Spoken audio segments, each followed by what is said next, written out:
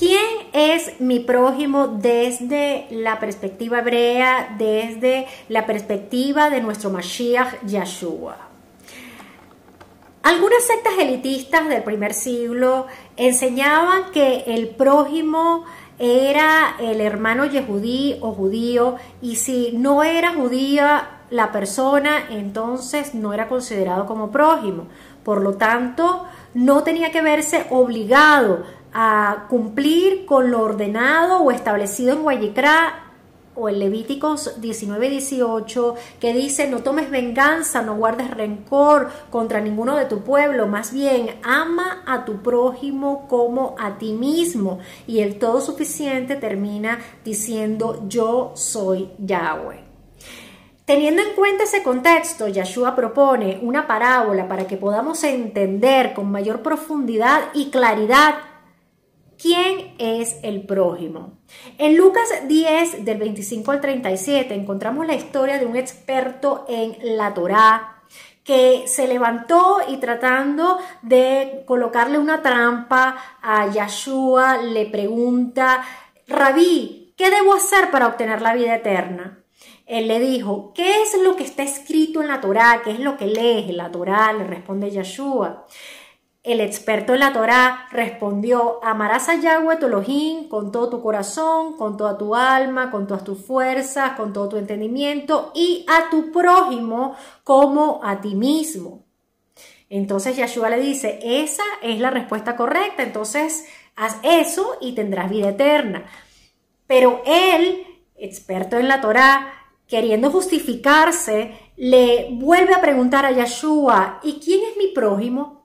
Entonces, con respecto a esa pregunta, Yeshua le cuenta una parábola de un hombre que bajaba de Jerusalén a Jericó y fue atacado por unos ladrones. Esta persona lo despojaron de sus bienes, de sus pertenencias, lo golpearon, lo hirieron, lo dejaron medio muerto y luego los ladrones se fueron. Entonces, coincidencialmente, iban pasando por el camino un Cohen o un sacerdote, lo vio y pasó por el lado opuesto de donde estaba la persona herida. Luego pasó un levita, también lo vio y pasó por el lado opuesto. Pero después pasó un samaritano que iba viajando también por ese camino, llegó a él y cuando lo vio fue movido a compasión o a misericordia. Así que se acercó a esta persona, puso aceite y vino en sus heridas, lo vendó, lo montó en su propio asno, lo llevó a un mesón y cuidó de él.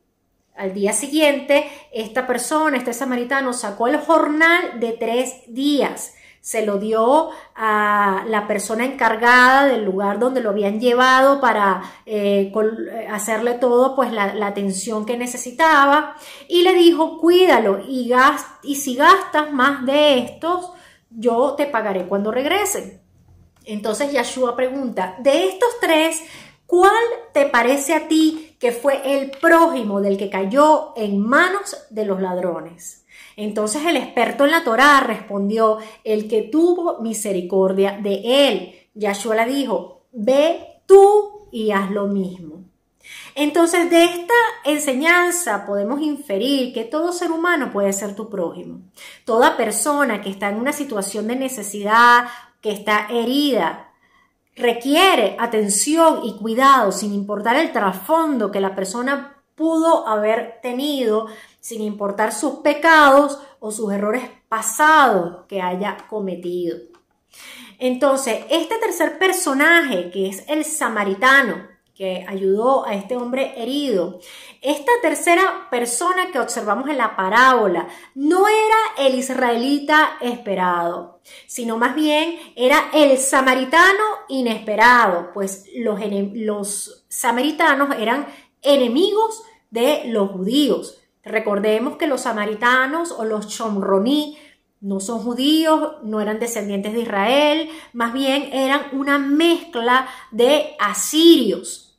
Entonces, las tensiones entre los judíos y los samaritanos eran especialmente fuertes en las primeras décadas del siglo I. Es por eso que la parábola de Yeshua habría parecido tan escandalosa, tan fuera de lo normal, tan fuera de lo común, tan sorprendente.